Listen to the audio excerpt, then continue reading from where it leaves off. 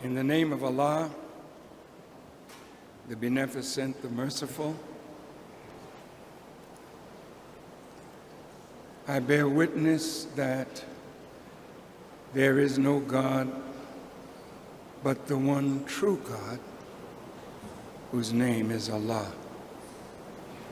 He has no partners, no associates.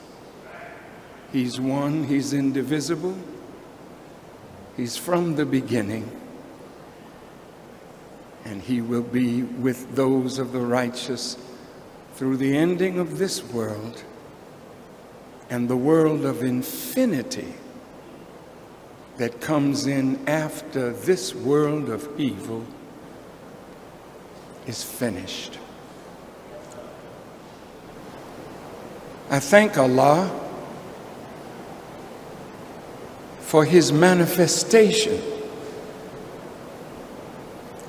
in a human being. Don't say that Allah cannot manifest himself in a human being. For Jibreel, through whom the Quran was revealed to Muhammad, was a human being.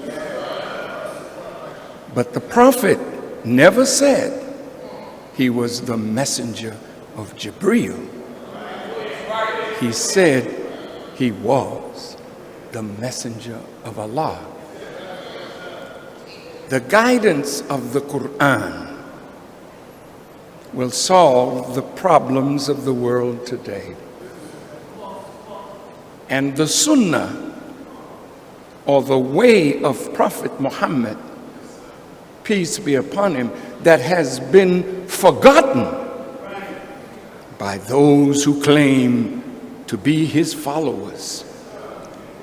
And because of the rebellion through Satan's machinations, Christian living is no longer a reflection of Christ. Jewish living is no longer a reflection of Moses and the Israelite prophets, nor of Abraham, the father of the righteous. The Muslim world is in rebellion against itself because it has deviated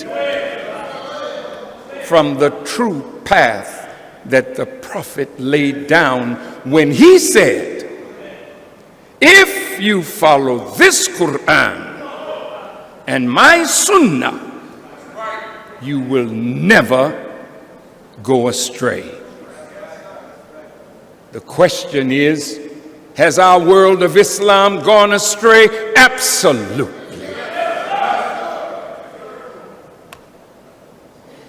Do you think Jesus would approve of the behavior of Christian governments and so-called Christians who have violated every law that the prophet Moses laid down, that Jesus said he didn't come to change the law, but to fulfill what was written in the law?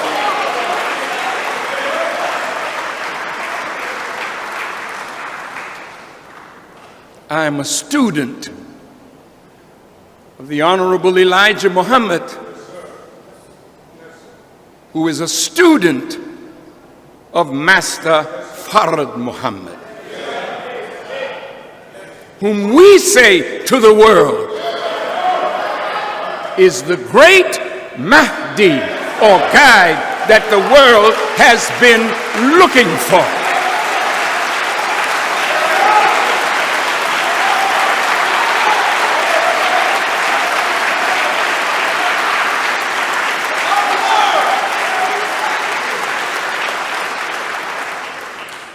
The Honorable Elijah Muhammad is that promised Messiah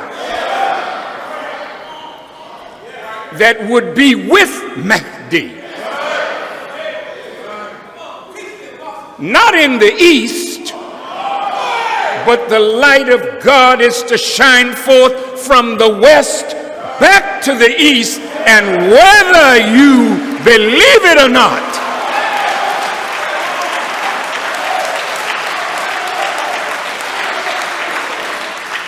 you, black people in America, the despised, the rejected, the unloved, the unwanted, the suffering people of God,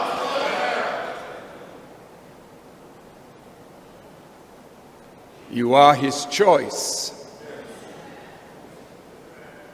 And that's what the trouble in the world is all about.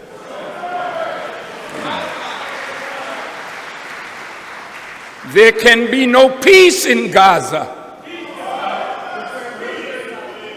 There can be no peace in the Ukraine or in Korea or Japan or China or Europe or Central and South America until the problem of the black man and woman of America has been solved with justice.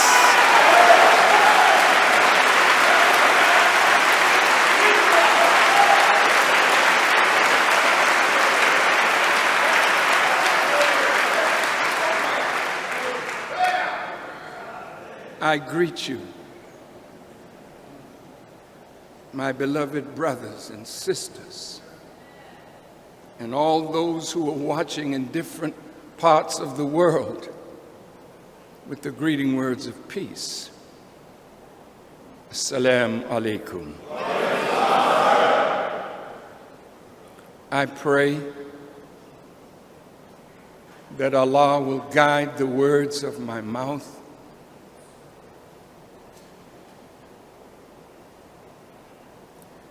and the meditation of my heart, and open your hearts to what I pray he will deliver through me.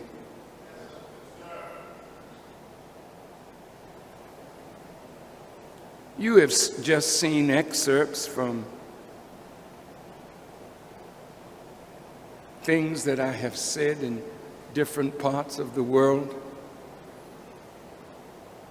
and a press conference here at Mosque Mariam concerning the international crisis between the Israelis and the Palestinians in Gaza and the West Bank. It was and it is the failure of the United States administration then to be an honest broker for peace with her closest ally, Israel, that has caused the current crisis in Gaza, to reemerge today. I come to you this morning troubled. I have been anguished and tormented over the events of the last 6 weeks or more. Troubled because I knew it related to something big that's about to happen. Troubled because I wanted to understand how the events that are shaping up around the world and the flashpoint in Missouri. What is it leading to? I want to have a serious discussion with you. And I ask only of you to lend me your ears. I need your help. In this audience today,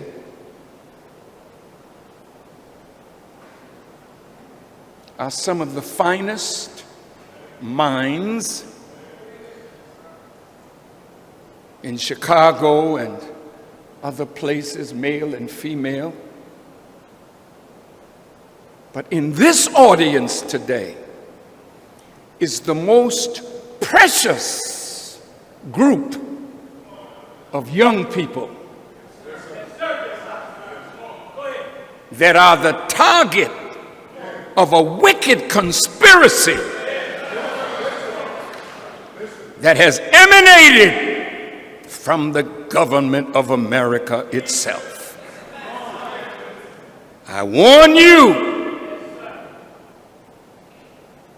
that something terrible is about to go down, and Ferguson is a sign. A microcosm of the macrocosm. The killing of Michael Brown is one in many. Some we know about and some we don't know about, but every city and town where black people live, black men are being shot down by police.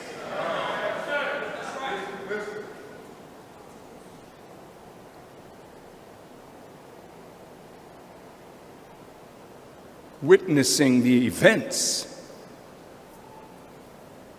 that have transpired and are transpiring, is not a lot for me to say to you that I haven't already said. It's just that you have not been listening. You treat me like a lovely song. The minister's coming out. Let's hear what his song is today. And after I speak, you applaud and then go back to your crazy way of life.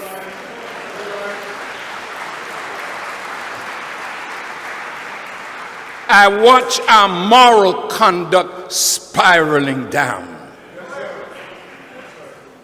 And I see the fratricidal conflict where Chicago is the epicenter of murder. Black on black murder.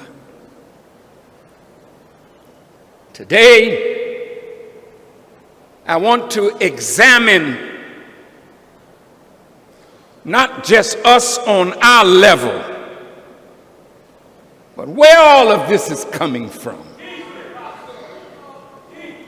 so that my young brothers and sisters who are the target and are unknowing conspirators in a plan to destroy black youth and destroy black people.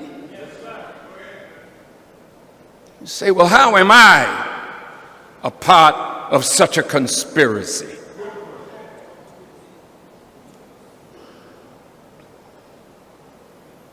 You know, the prophecies of the Bible and Quran are real.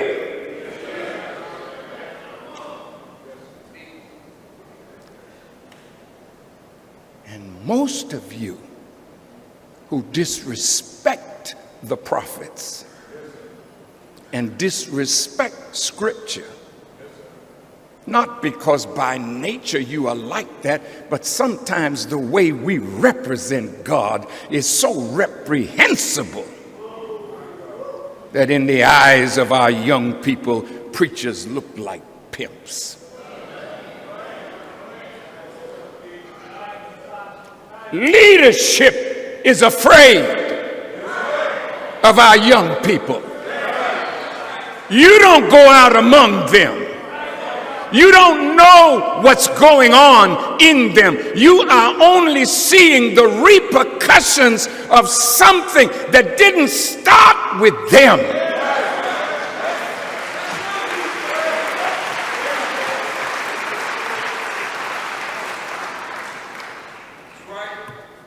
I cannot talk about world situations and not shine the light on what's happening to Chicago.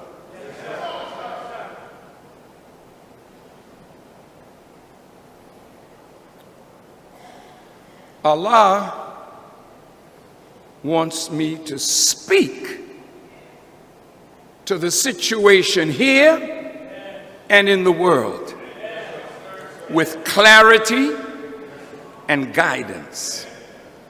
Not that I can stop what he is allowing the wicked rulers of the world to produce, but to warn the innocent of what the wicked rulers and their wickedness is finally bringing about that will impact all of us in the fulfillment of prophecy. Leaders, teachers, preachers, what is your role? Are you just to preach and entertain the people with song, music, and preaching of yesterday, not dealing with what is happening today? We who are leading the people live better than the people we lead. That's not bad, but it's horrible if the sheep is sheared and we are wearing the wool but are not leading the sheep into green pasture. That's a problem.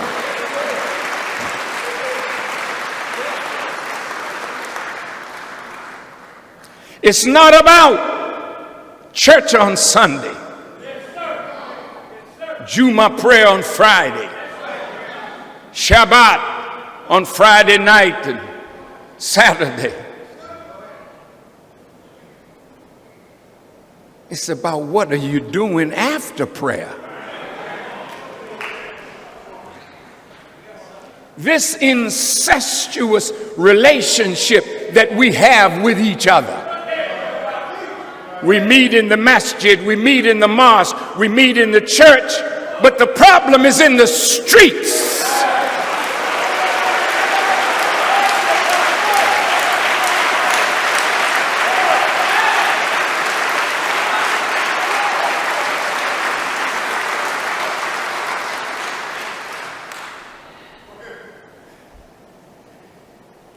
In the Bible, in the book of Ezekiel, it reads, quote,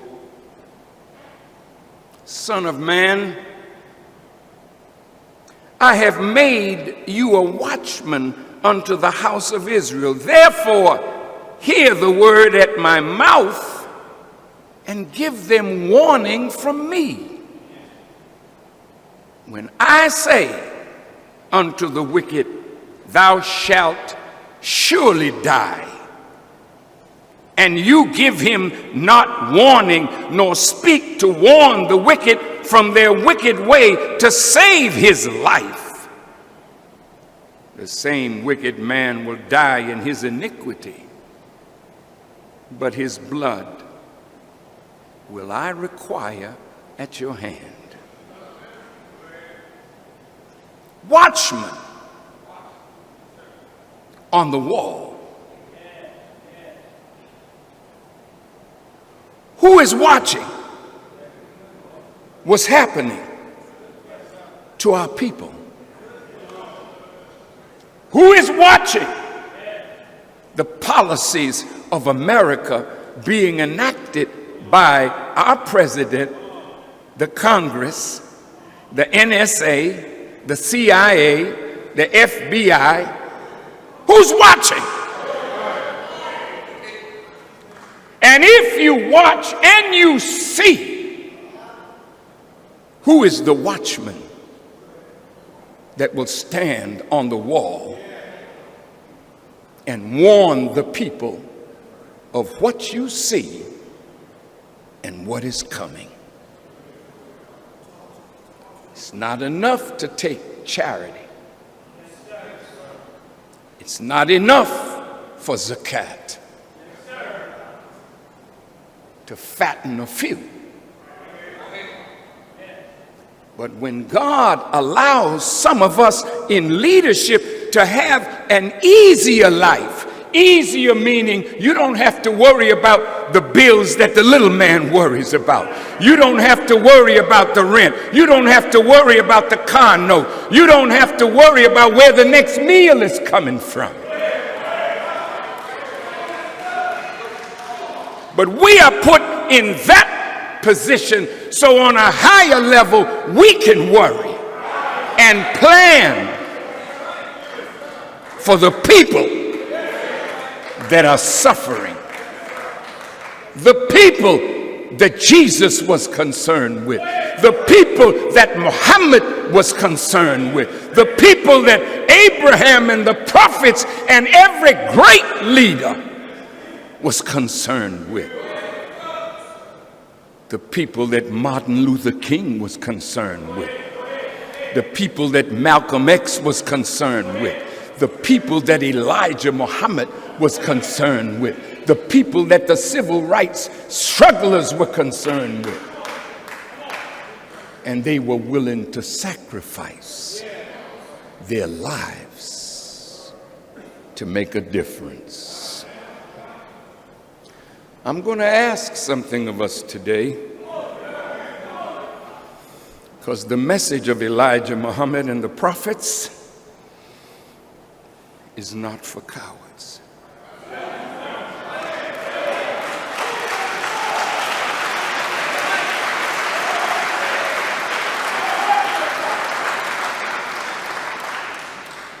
So, watchmen, if you warn the wicked, and the wicked turns not from their wickedness, nor from their wicked way, they shall die in their iniquity, but you have delivered your soul.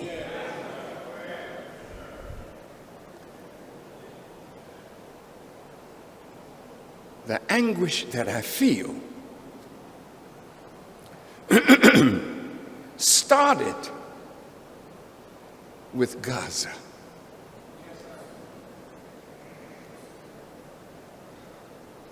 Helpless Palestinians against the armed might of Israel, with weapons given to them by America. You tell me about terror. You tell me who the real terrorist is. You tell me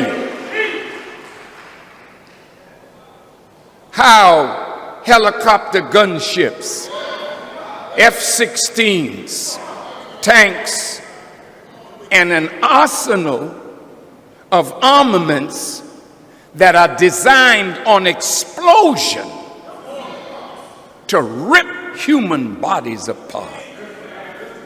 You tell me. I'm not a Jew, I'm not a Palestinian. I'm a human being.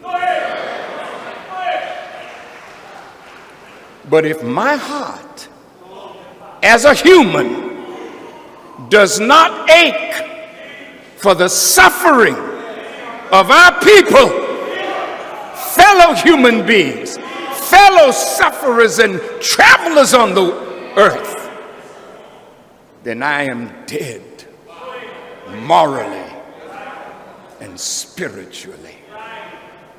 How could the Muslim world remain silent in the face of such slaughter. I tried to see who's going to rise up.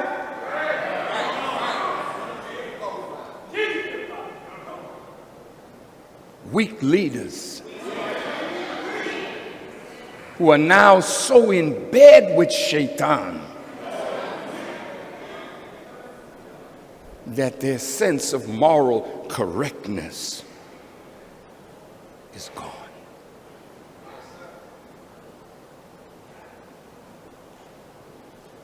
All of a sudden, Hamas, they say, has broken little 3-day, 5-day truces with rockets. Ask the Israelis to show us the damage that Palestinian rockets have done, other than make people afraid when the sirens go off. But contrast that to the Palestinians. Gaza is a small tract of land where the people are so close together. But I'm going to try to lessen collateral damage. But there was one Jewish rabbi who said that 1,000 Palestinian deaths is not equal to the fingernail of a Jew.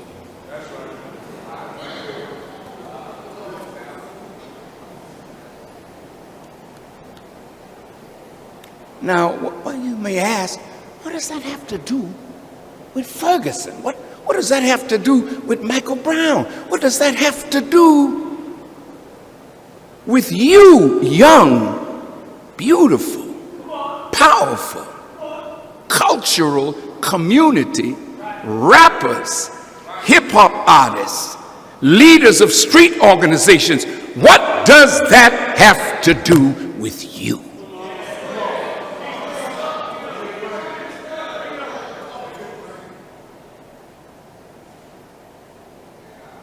Hamas is not giving up. It has come to the point where they are willing to die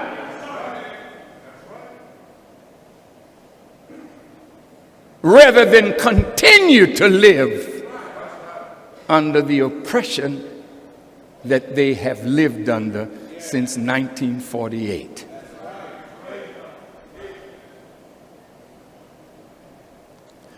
Do you know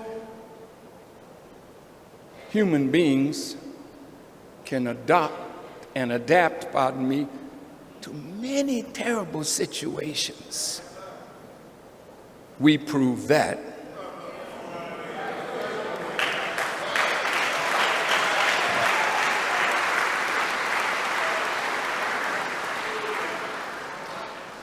But even the most adaptable human being at some point will say, enough is enough.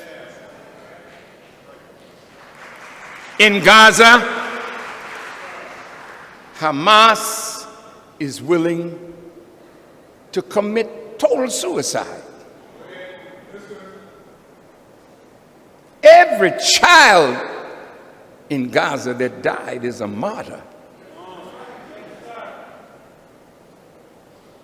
Every male and female that was slaughtered is a martyr.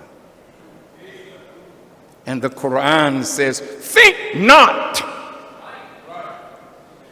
that those who are slain or who die in the way of Allah as dead. No, they are alive, but you understand not.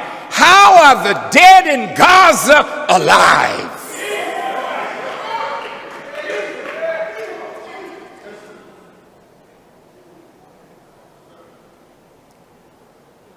Because when the breath left their bodies, I'm coming to you, Jefferson.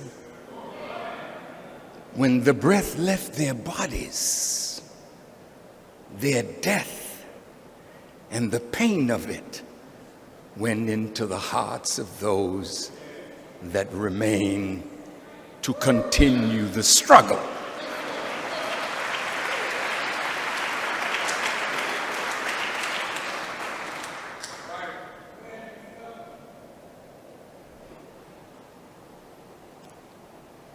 The Honorable Elijah Muhammad said that America and England put their little brother, Israel, into Palestine with the help of the United Nations.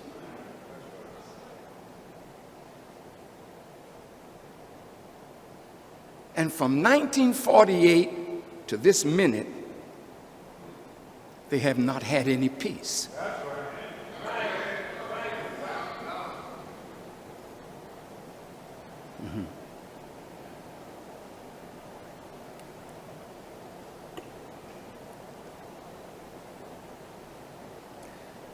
Now,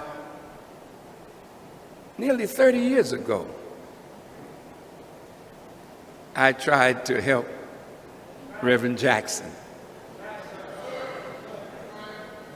in his courageous bid to become the nominee of the Democratic Party for the presidency of the United States. Now, Reverend Jackson, it was a balanced man. He didn't favor Israel over the Palestinians, nor the Palestinians over the Israelis, but he saw what he saw. And because they feared that he would tip the balance between blacks and their favoring Israel, or point us in a direction that favored the Palestinians. So while we were saying, "Run, Jesse, run," they were writing in their newspapers, "Ruin, Jesse, ruin." I came to his defense. I was not trying to get in any problem with the Jewish people. But when I spoke up,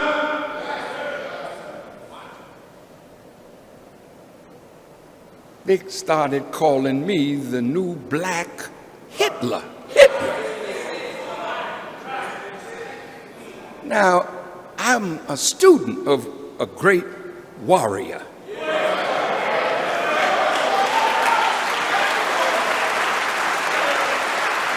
And I did not lay down, I did not sit down. I fought back, not with hate, but with words of truth.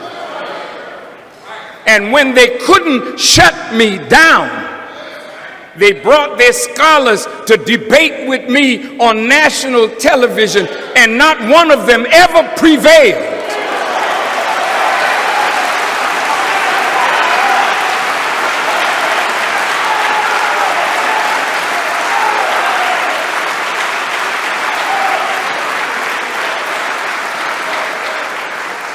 Then they decided no more television for Farrakhan.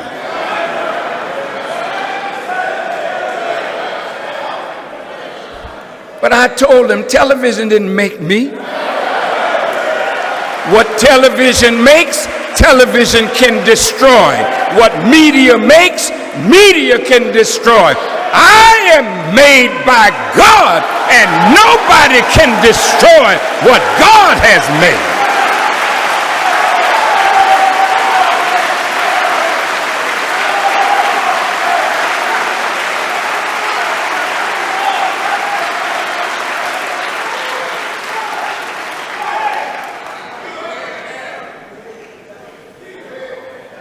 I said then, that nation called Israel never has had any peace in 40 years, and she will never have any peace because there can never be any peace structured on injustice, thievery, lying, and deceit, using the name of God to shield your dirty religion under his holy and righteous name. Now, what did I mean by that?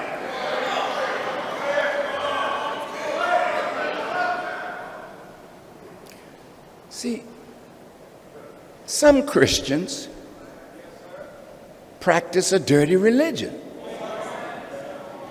Not that Jesus is unclean,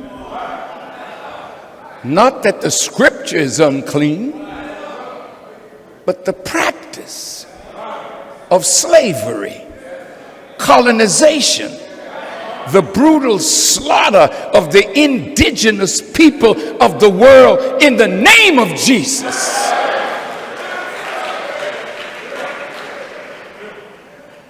That's dirty religion.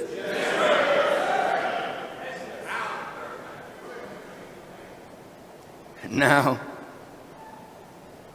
I think it's 64 years, 24 years since I made that statement. Does she have any peace? No, sir. None. But worse than that, what Israel has done that America has said, it's terrible, but you Palestinians shouldn't send rockets. I mean, don't the Israelis have a right to protect themselves? Of course they do.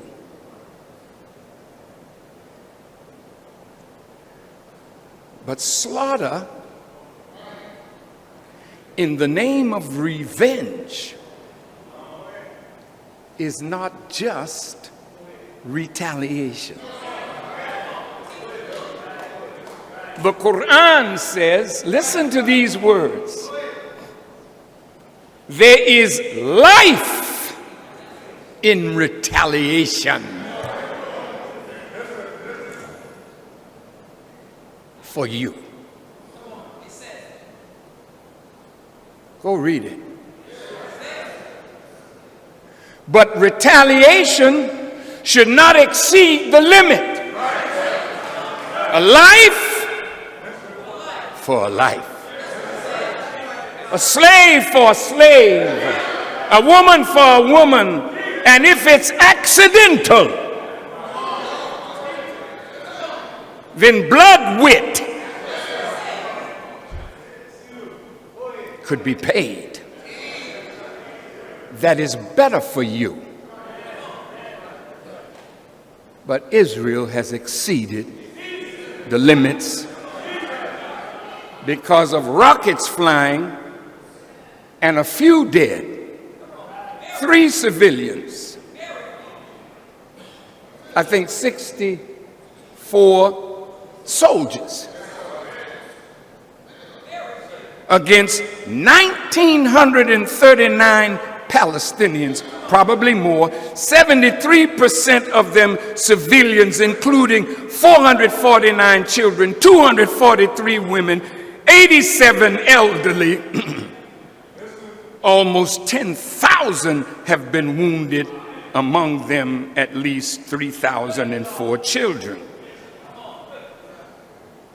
As many as 3,000 Palestinian homes have been destroyed or damaged, and over 485,000 people, almost 1/3 of the Gaza population of 1,700,000, have been displaced. There is no electricity, no running water, and the law of warfare has been violated. These are war criminals.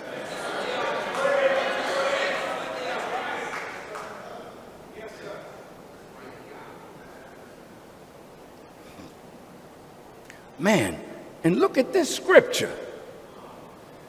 And when you shall see Jerusalem compassed with armies, then know that the desolation thereof is nigh. Then let those which are in Judea flee to the mountains, and let them which are in the midst of it depart out, and let not them that are in the countries enter thereinto. Israel has blockaded Palestine for the last 7 years, which has devastated its economy, left most people unable to leave, restricted people from essential services such as health care and education, and cut the Palestinians off from each other.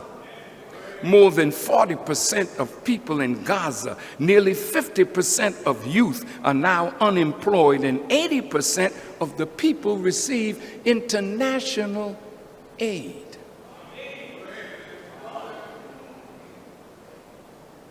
That's a heck of a condition for people to live under. So, they've decided they must lift the blockade. Israel says, well, we'll let a few things, but the blockade is going to remain. The Palestinians will not be allowed to have arms in a hostile environment where they can't protect themselves. Is this sounding a little familiar?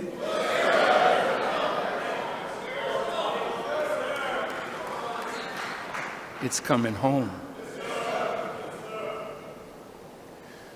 So as I watched that, my mind went back to July 1984, I believe it was. I was in Arizona, and I flipped the television, and I saw a tank in Tiananmen Square. And I saw young Chinese who wanted a change in their government and its treatment of the people, standing in Tiananmen Square, challenging the armed might of the Chinese army. A few days later, the demonstrators were killed. The square was cleansed of their blood. And today in China, you don't talk too much about what happened at Tiananmen Square.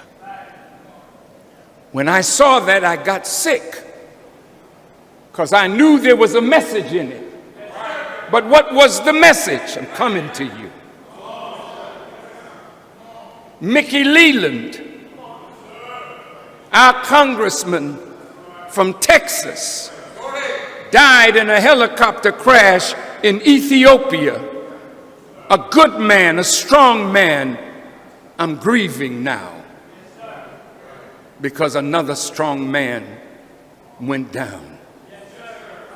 I came back to Chicago in August, but in September, I got a call from the minister in Boston. He said, "Minister, there's been gang warfare in Roxbury, Dorchester, Massachusetts, and the gangs have shot up $250,000 of property, and the mayor called me and asked me if I would intercede to try and stop the violence." I want you to listen to this, because violence don't just pop up. There's always an underlying cause and a context in which the violence takes place. But whenever our people erupt,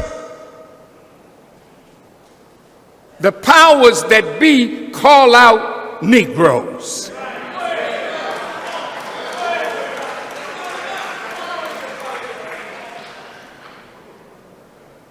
I don't mean that in a pejorative sense,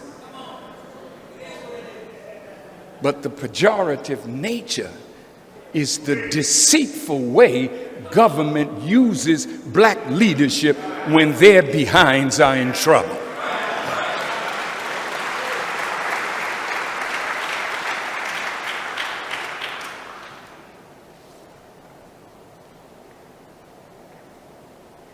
Thank you. My brother corrected me. Tiananmen Square was in 1989, not 1984. Thank you, brother. I'm not supposed to make mistakes.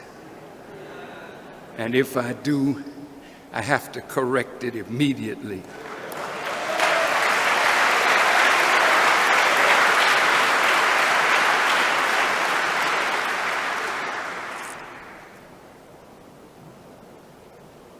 He said to me, "Minister, the young gang leaders are saying if you tell them to put the guns down, they'll do it. Will you send a message to them?" I said, "Well, let me think about it." And as I began thinking, I said, I didn't tell them to pick the guns up. Why should I be the one to tell them to put the guns down? Then I got a call from a sister Cherie who was congratulating me on my anniversary. And in 1989, my wife and I had been married for 36 years, and I said, "Oh yes, we just had a anniversary." And she said, "No, I wasn't thinking about that, but certainly congratulations on that. But I was thinking about your experience in 1985 on the wheel." When I hung that phone up, I went back to think about my experience. And these are documented things that I have said. I don't hide in the public what communication I have that is relevant. I said to you then, when it dawned on me that the war that I was told that Reagan and the Joint Chiefs of Staff was planning, that war was not just against Libya and Muammar Gaddafi, but the wider implications was that there was another tiny little Muslim nation in America, living among a people that have suffered untold misery. And that war over there was a sign of what was being prepared for us over here. The minute that dawned on me, I got up and toured the country saying, "Stop the killing."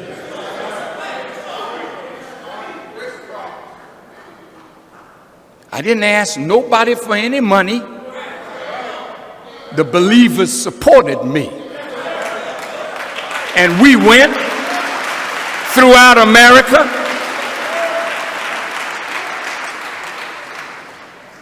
And while I was on the Stop the Killing tour, I was headed to New York. We were going to rent Yankee Stadium. holding 60,000 people. But at the same time, the black mayor, David Dinkins, was running for his second term. So when they heard I was coming to New York, the black leaders approached me.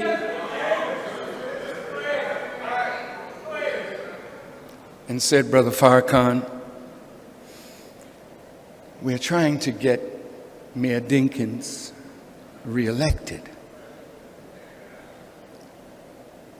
We are asking if you would postpone your coming till after his election. I said, but if I come and 60,000 people are in the stadium, we could put those people behind the mayor. And when I give my word, I try my best to fulfill my word. They said, yes, but Farrakhan, if you do come, it will create the kind of controversy. So I said, okay. They said, if you postpone it, we will come together with you when you come and we will back you. I said, okay. Now, I want to say something to you all about the bigger picture. See, vanity only allows you to see yourself and the immediate security threat to you. The bigger picture is, if I react to this, what will be produced from my actions? And if you watch Farrakhan, I have been criticized by my own people, rejected, but I never argue back. I just keep going. Because you don't win an argument when there's too much emotion involved. So I just keep working. Now listen, I have been excoriated, abused, but whenever those who condemn me get in trouble,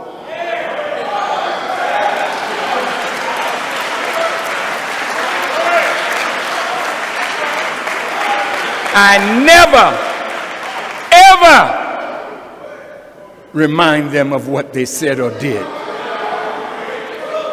Because deep down in me, the teachings of the Honorable Elijah Muhammad resonate. I don't care what you're doing that's evil. You are not that. I don't care how ugly you present yourself. You are not that. You are manifesting the face of the circumstances that have shaped you. But in each of you is a deeper nature that is of God, for you are a direct descendant of the Creator of the heavens and the earth.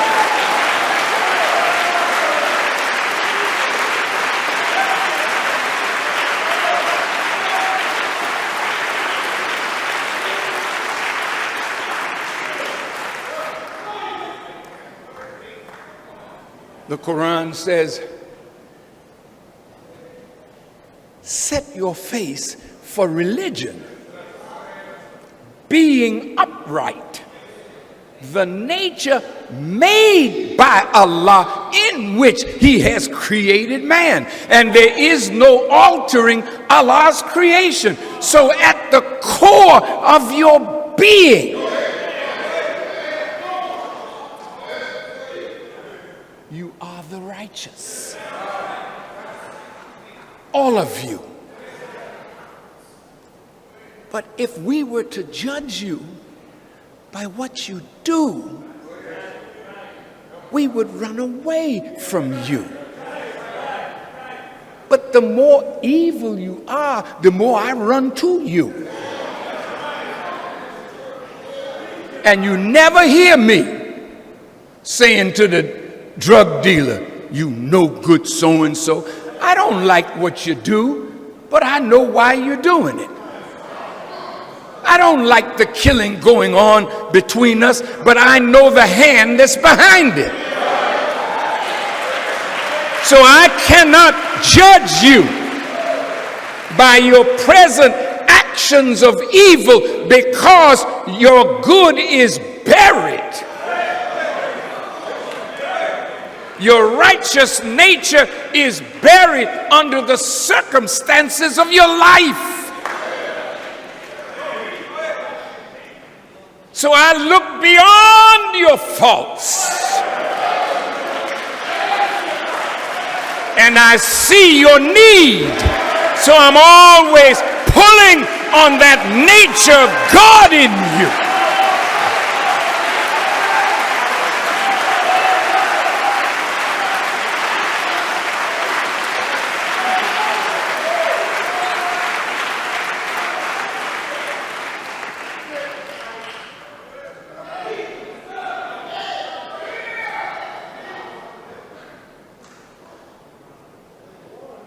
The sacrifice of life is necessary in the struggle for freedom and justice.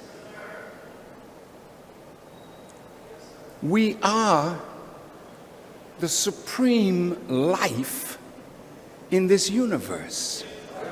Male, female, the human being.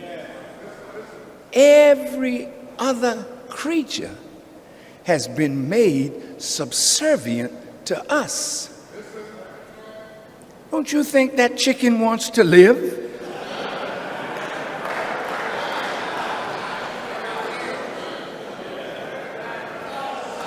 Before you kill it, you got to catch it.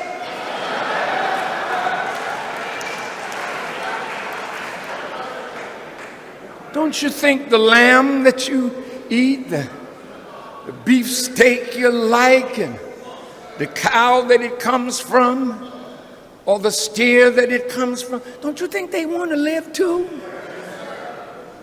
But God gives us the right to take that life to sustain the higher life. But God does not like us to kill his creatures without respect for him. Since you didn't create it, but you're allowed to kill it, then the Quran says, well, don't eat that which is slaughtered, but not in the name of the God who created it. So that's what makes eating proper, when you eat that which he provides, but you slaughter in a way that is merciful to the life that you are going to eat from. Does that make sense? Well, but what about your life and my life?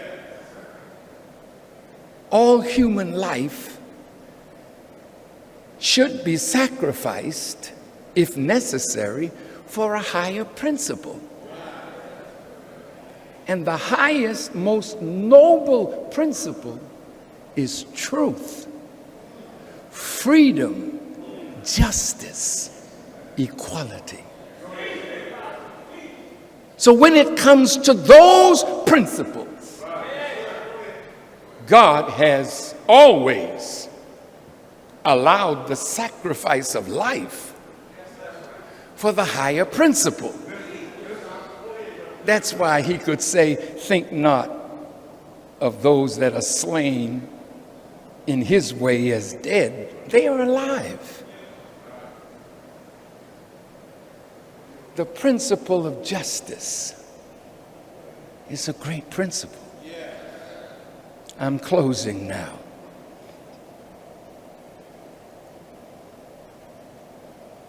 Jefferson is the microcosm. Ferguson, pardon me, thank you. I don't know why I keep calling Fergie Jesse.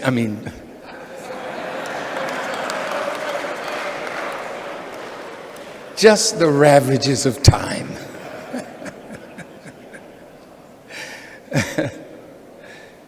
I had to come out to you today.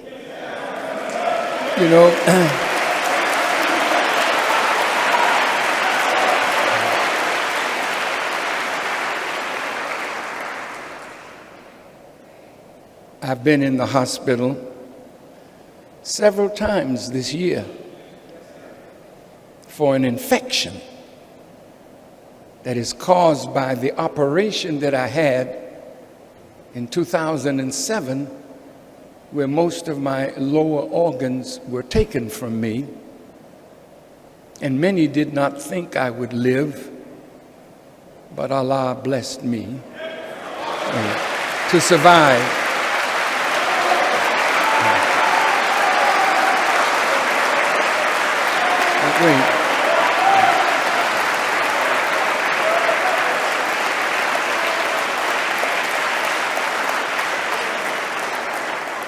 But when I came out to CUT to speak, I mentioned that I am willing to die on my post.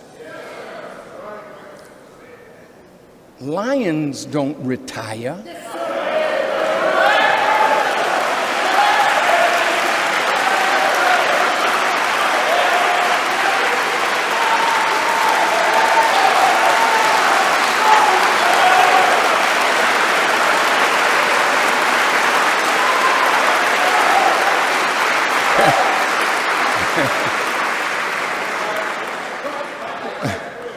When they can't chew anymore to survive, they say it's time to retire.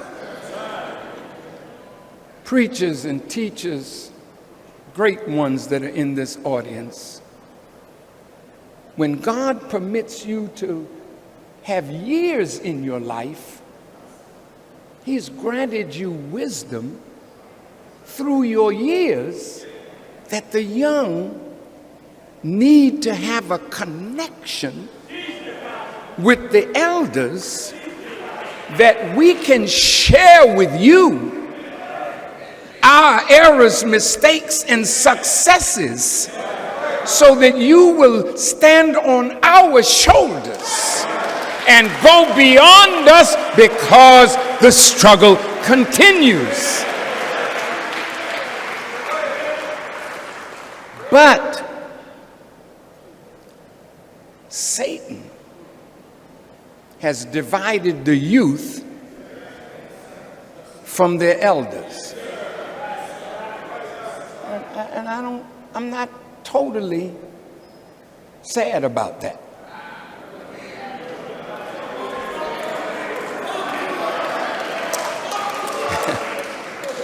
I'm going to tell you why. You see, elders, we are the products of the enemy. All the old ones, we are made in America. Not made by God in America, but made by the oppressor in America. It's his institutions that have fashioned us. It's his religious expression that we follow. It's his system of jurisprudence that we look to solve the problems that we have. and they never get solved. So this made in America Negro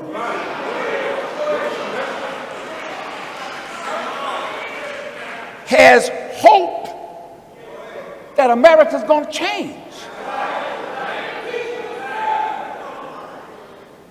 Because change is always happening, change is inevitable. Surely America can change.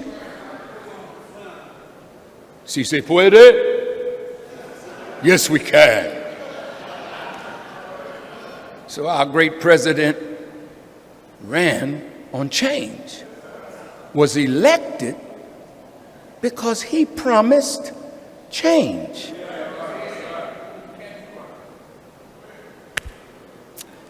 But how could he bring about change unless he destroyed the system that produced the evil that he wanted to change?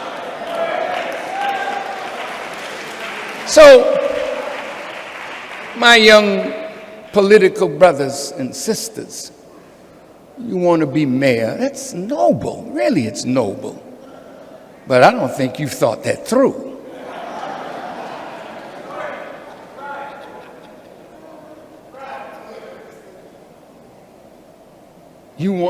Most of us that want to be something, it's really for kind of sort of, I want to shine. Not that I know what the hell I'm doing, but just let me shine. Call me Mr. Mayor, even though I can't effectively run the office. Call me Mr. President,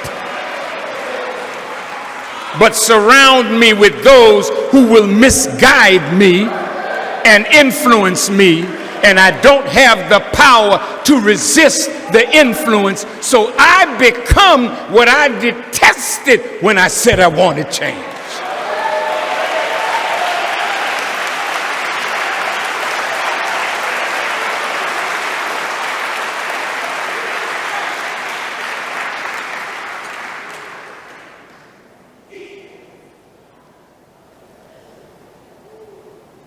Imagine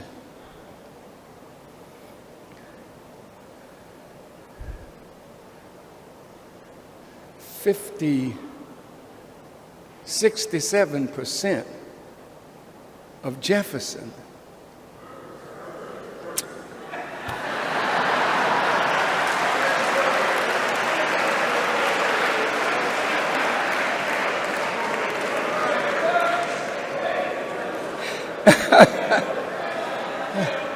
got to put a big sign up. Ferguson.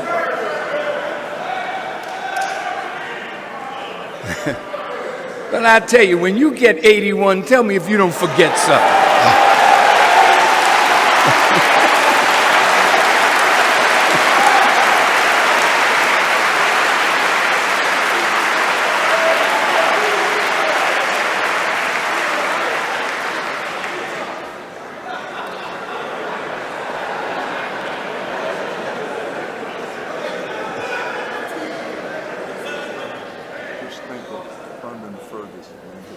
Yes, sir.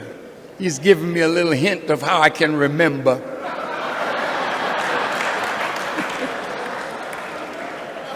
We two old folks together, you know.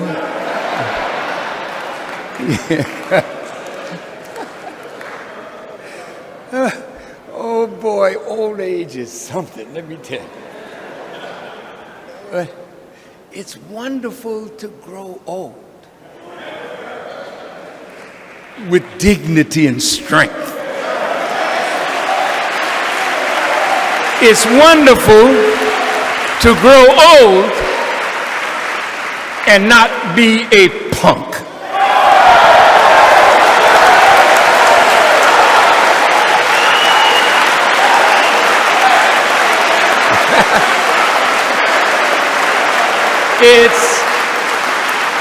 It's just wonderful to know that life is ebbing away for me. But when I see my young, precious brothers and sisters that I can impart knowledge to as long as there's breath in my body, and as long as I, as an elder, will be consistent in my character and in the principles that I articulate. So I'm as strong as Samson.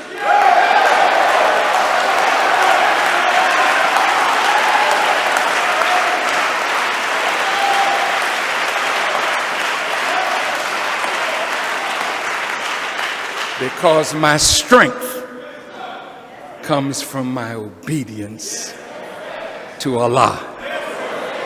Now to wrap this up.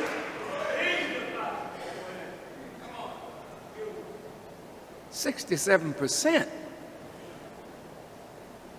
of Ferguson is white, or black. 6 city councilmen, 5 are white. I think it's 50 policemen, 53, and 3 are black. Now something is wrong with that picture. And I got to ask myself, what happened to the voting rights bill? What happened to one man, one vote, that with 67% of black people, you got to live under a white mayor? With 67% of black people, you can't make the laws that govern that town.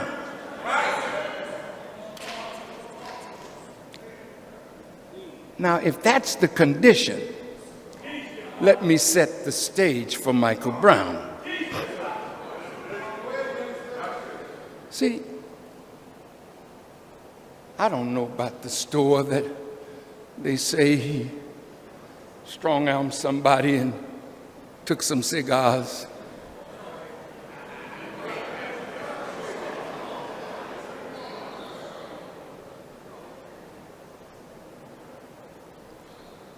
But I know this.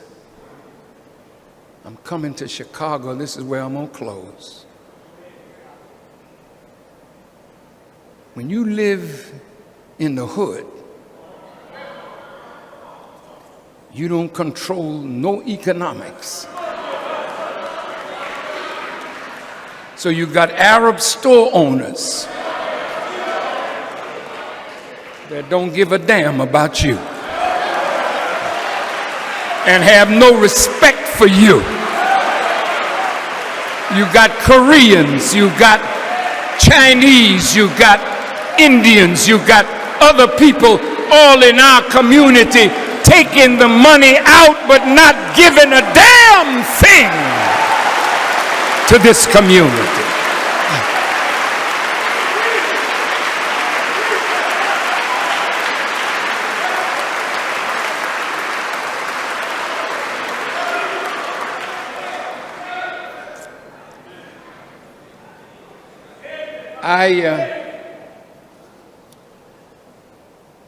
I imagine that blacks under those conditions suffer every day. But not one time did they break a window. There's been over, I think, 300 arrests of black people in that city. And just under 40 whites have been arrested. You see the picture? But that town is a microcosm of what's going on all over the country. Now, black men are being shot down, but the courts don't give us justice. Come on.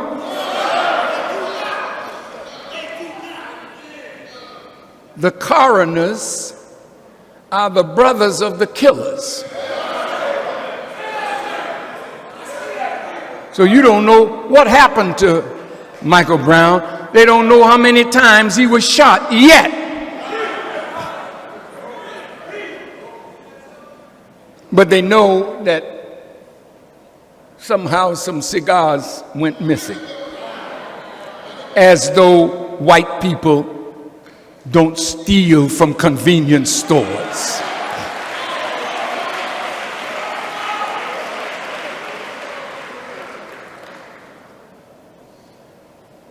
The shooting of this young man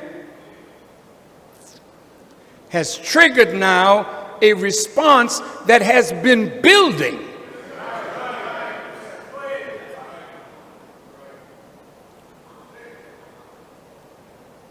So when I spoke with some of the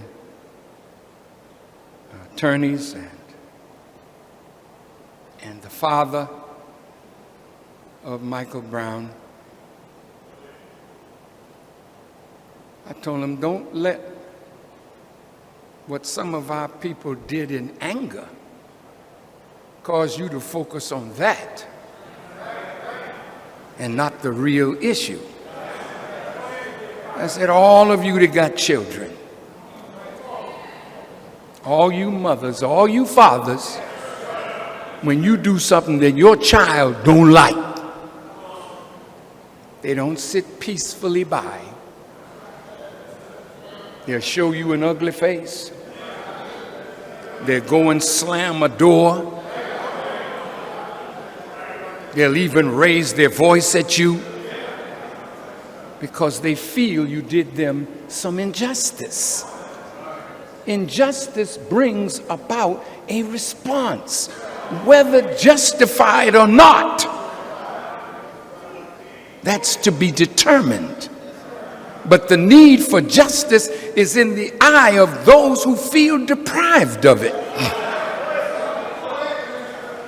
Are you reasoning with me?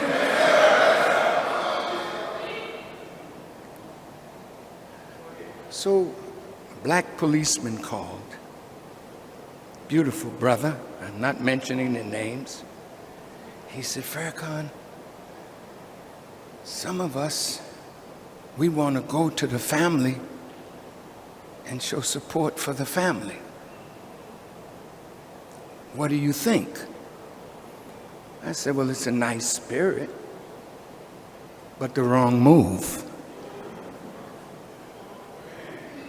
I said, you are a part of a fraternal order of police. If you break that line and go and say to the parent, we're sorry, your white police officers are going to see you as breaking ranks with them. And I say, you know, there's already trouble in all police stations where black and white policemen are interacting. This is going on.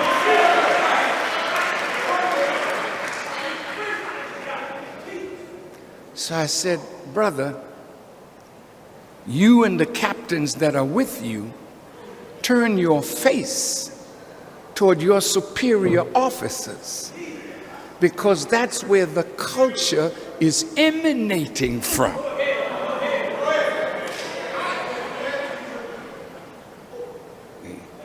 Don't you be like Coming to America,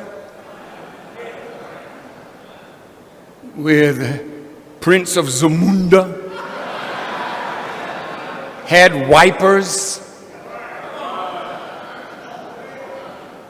Don't you let them make you a wiper of their behinds. Now, I'm almost finished.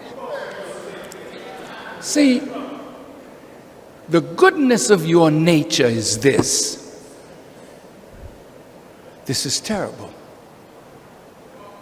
But none of us want to see the slaughter of our people.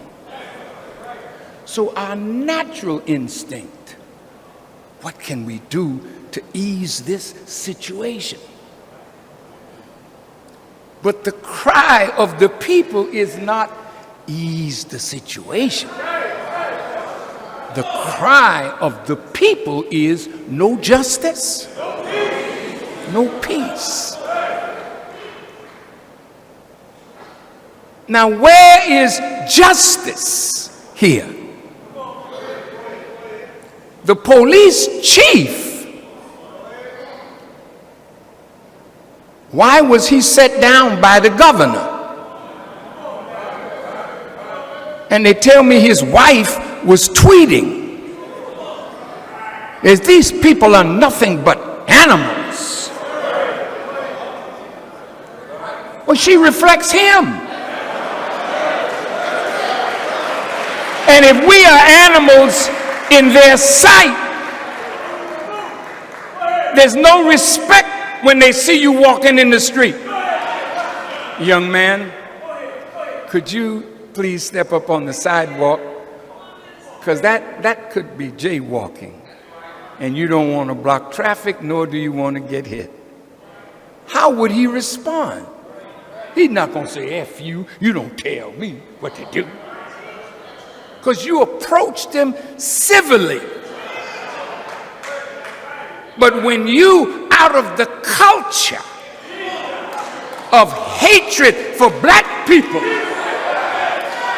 see him walking, get the F up on the sidewalk.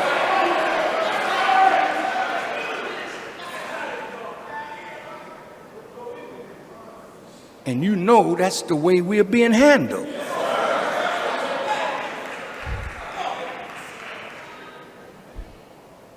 Not only in that town, but all over America. But it has reached the boiling point. I have warned you as your brother that they were going to bring tanks. I have warned you that if you don't stop killing each other, your killing each other will be the predicate for their action coming in to kill us all. Listen, listen, listen. I told you. I don't want to say I told you so, but I'm probably the only one who could say it, because I'm the only one that's telling you what Elijah Muhammad told me to tell you, that the enemy is out to kill us all.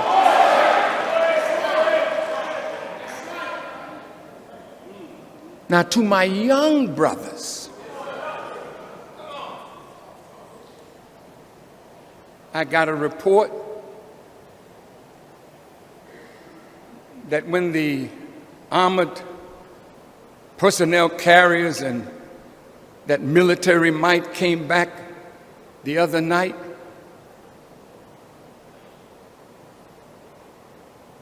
some of the FOI locked arms in front with some of our black brothers joining them arm in arm to face whatever was coming. Wait a minute. No, don't applaud. I want you to listen. Because see, we have come forward to offer our lives for our people. So we don't run from death. We run to death because we know that our death will be answered by God.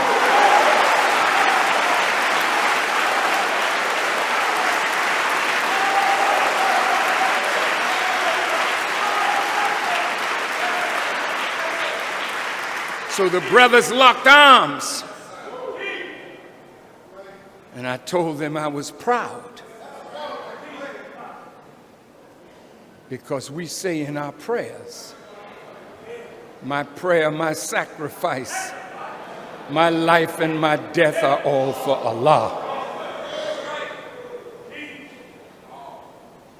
We didn't take this mission to run from death. I don't speak as I speak because I'm afraid that somebody's going to kill me.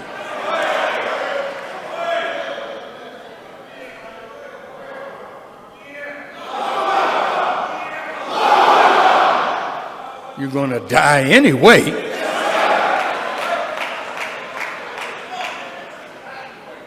So why not stand up? The law of retaliation at some point is going to have to be executed.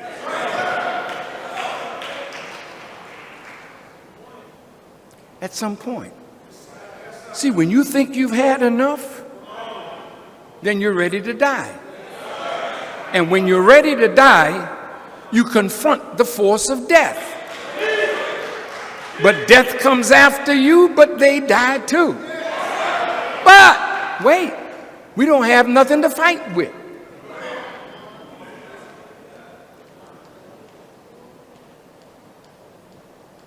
You know what that scripture says? Resist the devil and he will flee from you.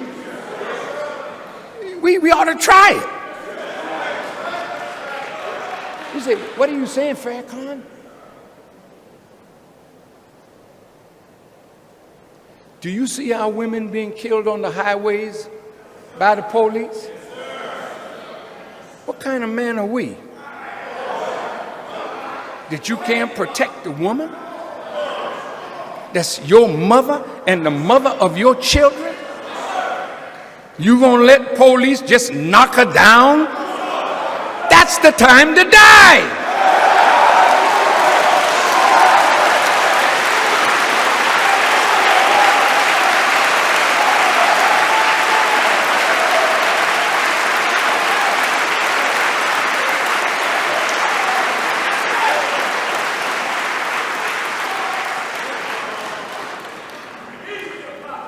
Now let's look at Chicago.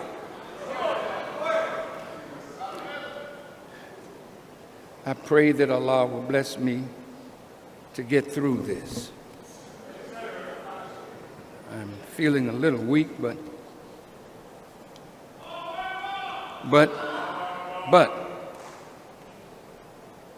you have to hear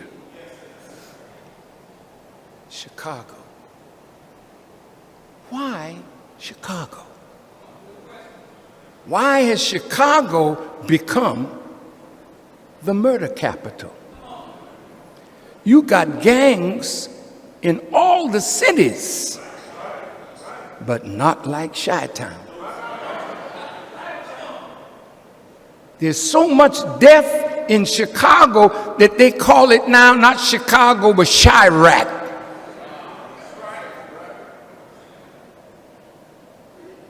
Our children live under gunfire. They're traumatized. Our young people do not feel that they'll live to 20.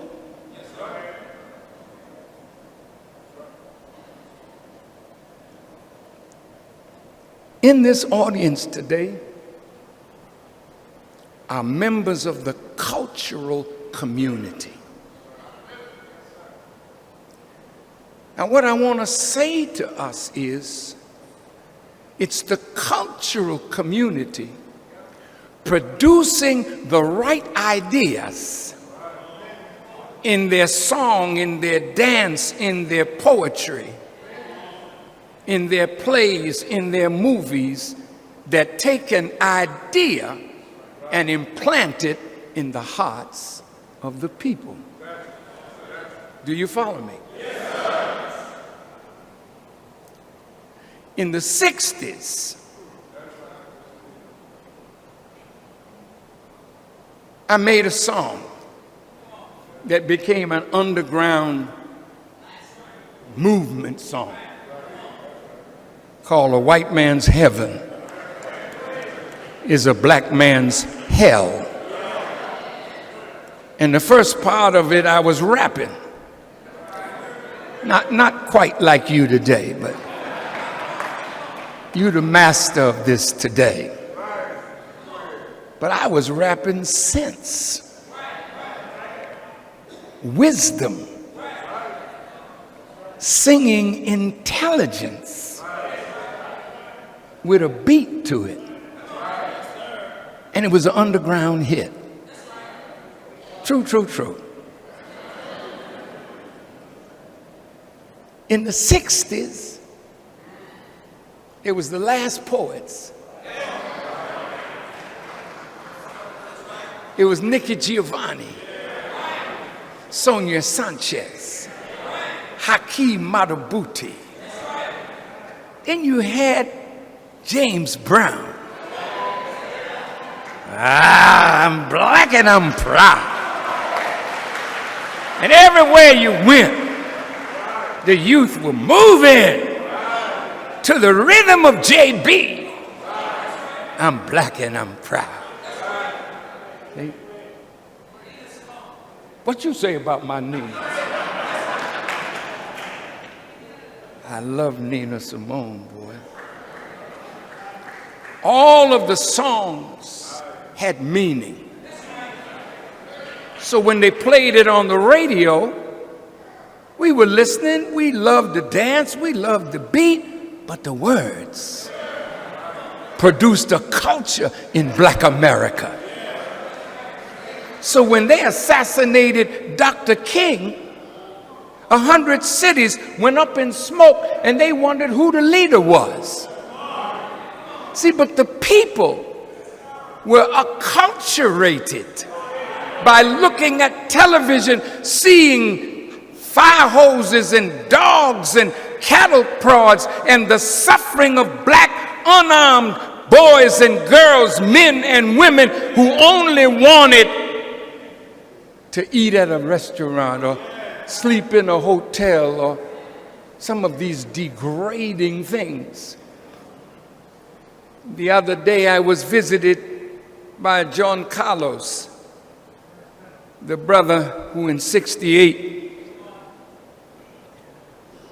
with Tommy Smith, after winning gold and bronze, when the Star-Spangled Banner was played, they put their fists up in the air. And those brothers have suffered ever since because they embarrassed America. Dwight Howard, great brother.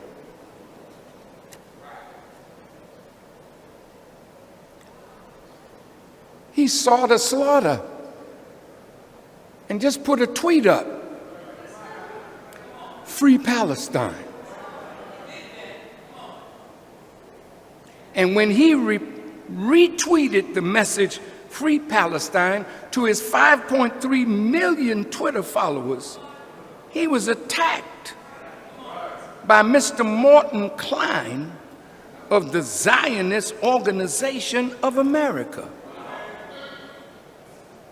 Within a few minutes, he tweeted again, "I apologize if I offended anyone with my previous tweet. It was a mistake. I have never commented on international politics and never will."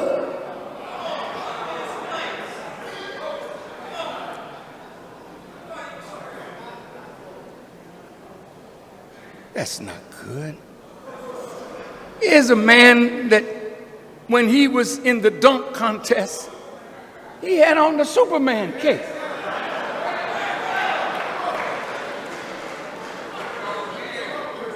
Faster than a speeding bullet.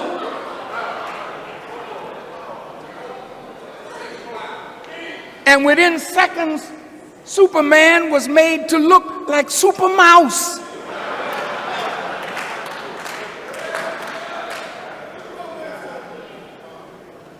I made a mistake. I ain't never gonna talk on international politics no more. But I want to say to Brother Dwight, my dear, beloved brother, you are more than a great basketball player.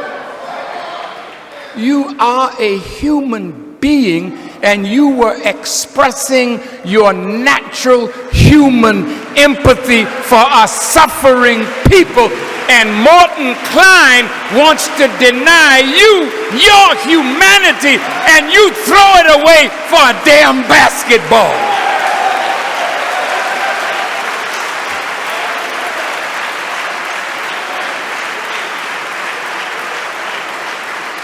Rihanna tweeted,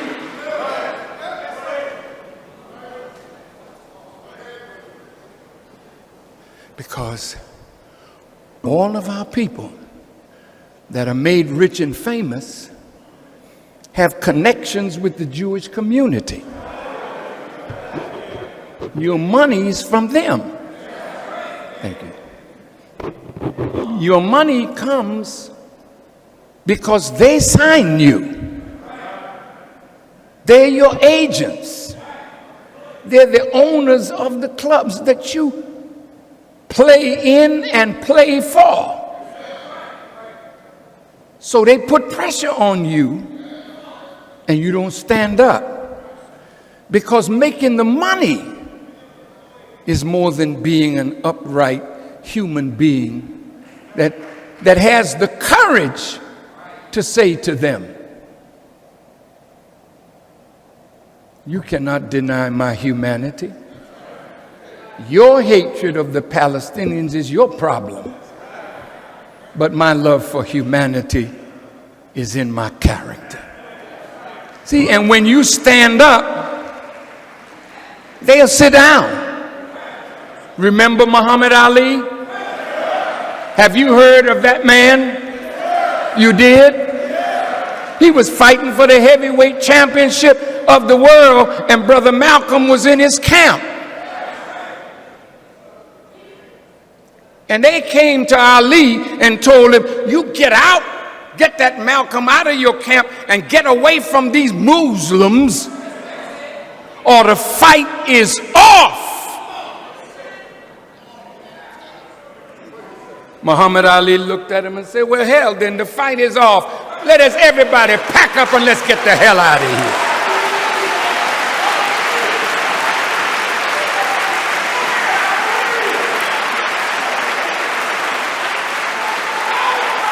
And since their God is money, they came back later and said, oh, all right, Ali. Malcolm can stay. But don't go too hard on that Muslim stuff.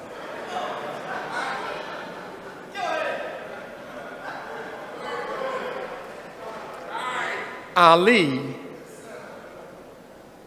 was one of the greatest men of our time. And Ali stood for a principle. When he went to the draft, I'm coming. And they said, step forward. He said, no, I ain't coming in today. He said, them Viet Cong ain't never called me nigger.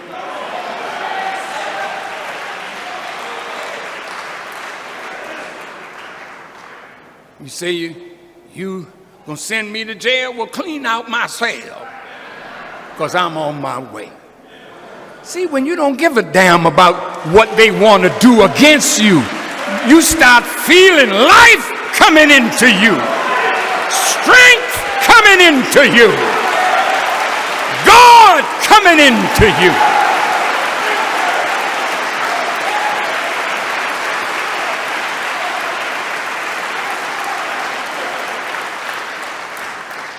So they want to ban him now from playing basketball because he said, free Palestine. Seeing what this is to put fear into you, to put you back in a place that they've designed for you. Now let me conclude. Did you know, my young rappers, that a meeting took place in Los Angeles? And all the record executives were called together. by people in power, because the jails in America are being privatized and they are on the stock exchange, and you don't build a hotel unless you expect occupancy. So when they're building prisons, they want to build them, but they're building them for you. But now they've got to create a culture in the community that lends to violence, crime, drugs, guns, prostitution, and it's a steady pipeline to prison. Now, Chief Keef is a great hip-hop artist from Chicago. He's in LA now. But in front of me are some of the real movers and shakers in the streets of Chicago. But they're offering you rap deals. Atlantic Records. See, these are the real Satans. They have to be exposed, brothers. You rap, and in your rap there's a beef with another rapper. And you get real, fiery about it. And you're talking about drilling down. You want to kill your brother. So that's the kind of rap you're doing.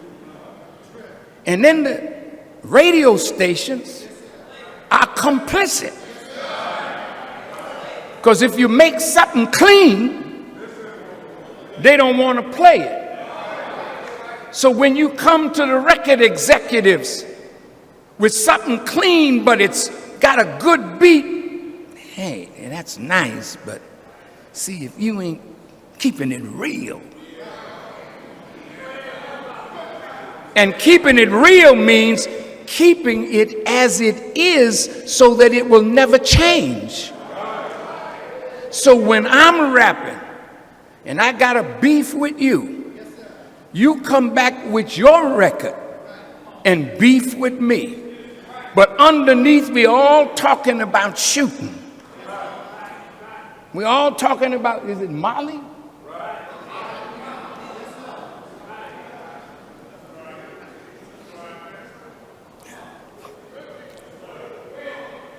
So now my rap is being played.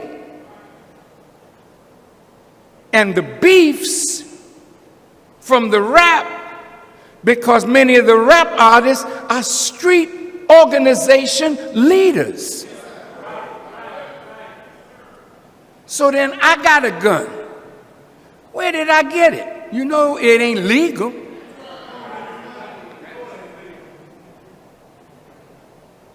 I got to make some money. I'm slinging drugs. Young black girls are being turned into prostitutes to satisfy a pimping craze. And what you don't realize is Chicago has been set up now to be the center of what you're just witnessing in Missouri. Now hear me, because I'm finished.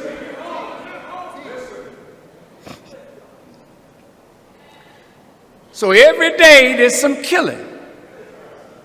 Senator Kirk, Senator Durbin.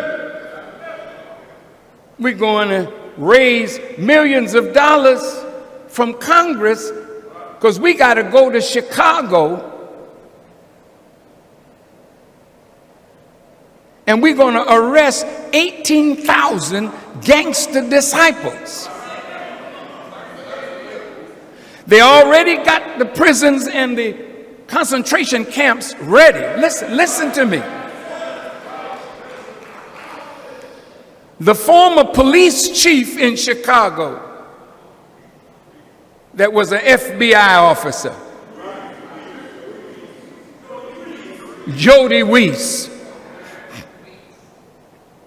He and the black officers came to have lunch with me at the National House. And the black officers were talking to me about good community police relations. And it sounded real good, and certainly as a man that wants to see our people safe, I said, that sounds good. But then I said, this train is running on 2 tracks.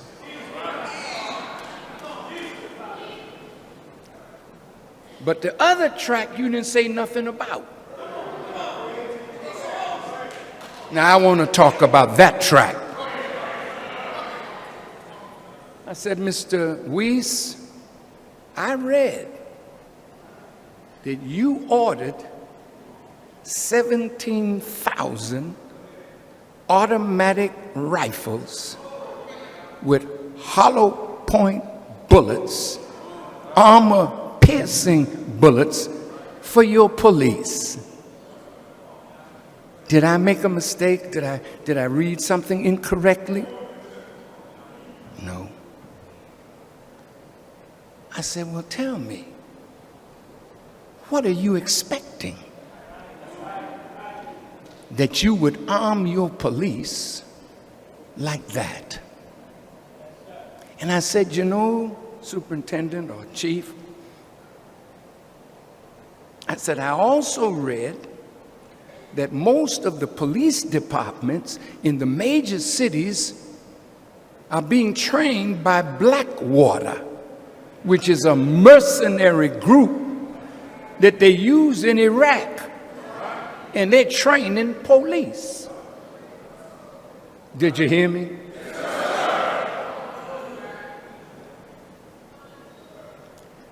Now all the police forces are being given weapons that are only used in military theaters of war. So when you see the police armed like they are, that's not to serve and protect. That is to kill. Now, I don't know whether you have that picture upstairs of the group that the military force that came against the people in Missouri. Could you show it? When I saw that come up, I looked in the faces of those police, and you could see the hate in their eyes. And one of them was standing there saying, "Bring it on." They have a desire to kill us wholesale. Now, Chicago is going to be the epicenter of what they're about to do. You know why? Because I'm here. Reverend Jackson is here. Black consciousness is here. They really want to kill Farrakhan. But I'm saying this to the government, you know, I'm not running from you.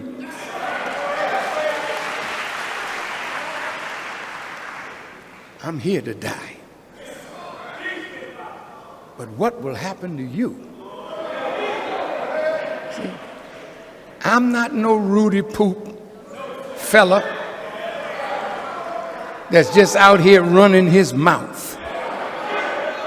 I'm backed by a power that can destroy you in the twinkling of an eye.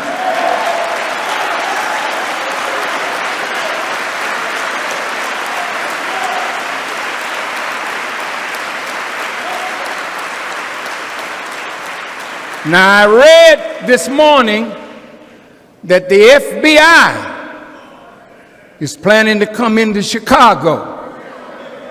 Or they're already here. But they're increasing their numbers, working with the police, tactical forces, and they want to work in the hood with gangs. Well, what is it all about? See? Now look at the money that's being given to rappers to continue the drill kind of rap. This is the hardest core rap that there is.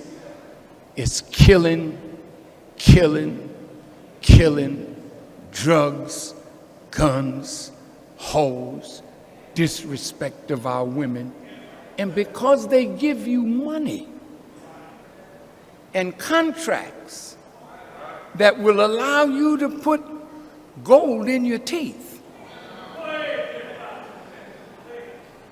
and bling bling around your neck, and then you can come back in the hood riding expensive cars. But your brothers and sisters are dying on your words.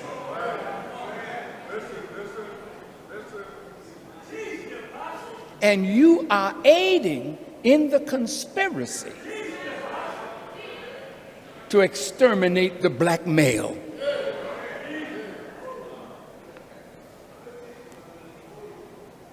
Now I will tell you what I want you to do.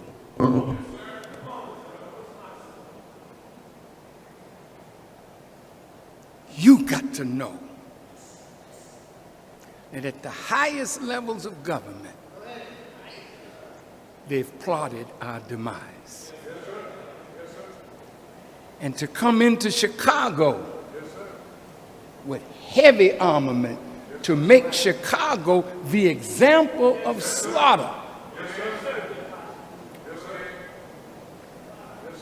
And perhaps during that time, you know, maybe go after arrest Farrakhan and the Muslims and shut this thing down. Because we're the only man standing now. They've compromised everybody else. But I want to tell you, we're not going to run from this.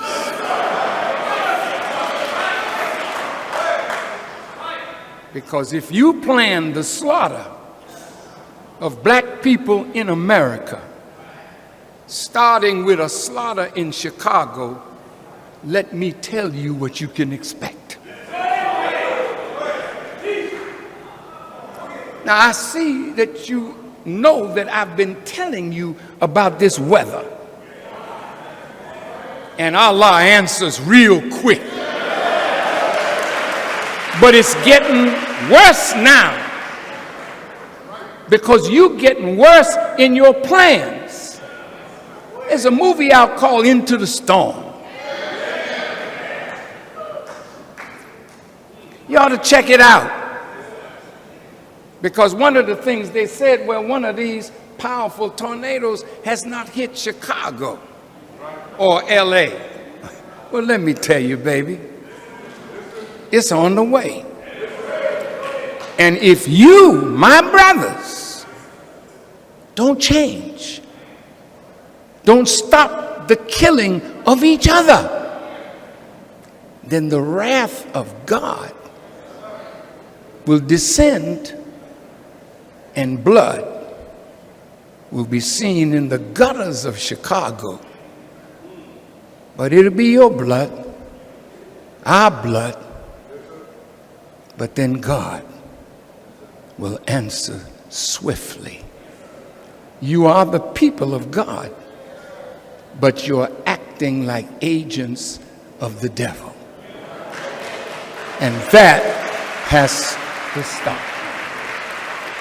Now, in our audience today are BDs and GDs and Stones and four-corner hustlers and vice lords, all of that is here. And I thank you for coming. Wait, and I said to our staff yesterday, this is the greatest audience that I will have ever spoken to, because it is these young people that are the hope, but they're in the crosshairs of destruction. Can I have 5 more minutes?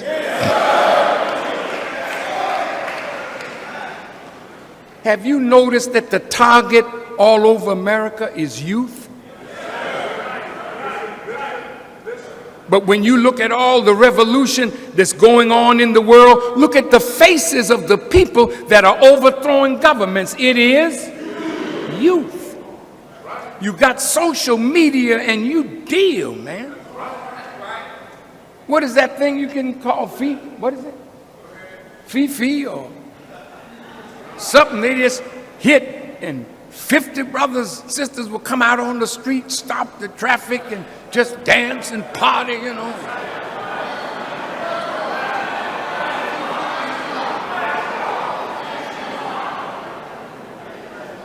Well, whatever, you know what I'm talking about.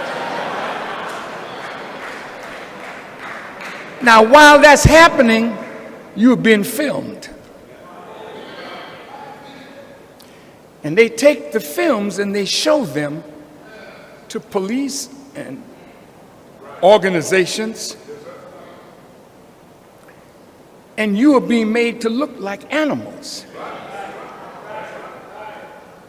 So as they ramp up with this heavy armor, they want to use it. And they don't want to use it on white people. They want to try out all of that stuff on you, on us. So, brothers, see the beefs that are going on? I would like, and we would like, to aid you in resolving this. Because if you're going to be under attack, the only way you can survive is by unity.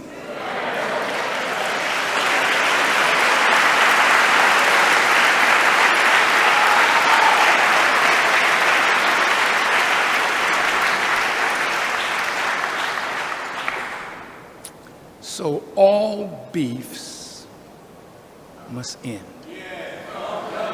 And we will be to you, your brothers, who will help us to work out our differences so that the guns can be sheathed. Father Flagler is doing an excellent job.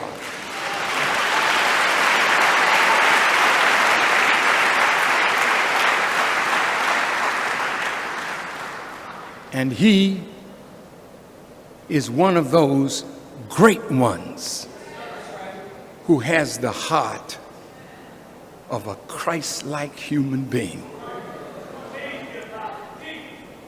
We spoke last night. He said, I can't come, Farrakhan, because I'm doing the same thing at my church.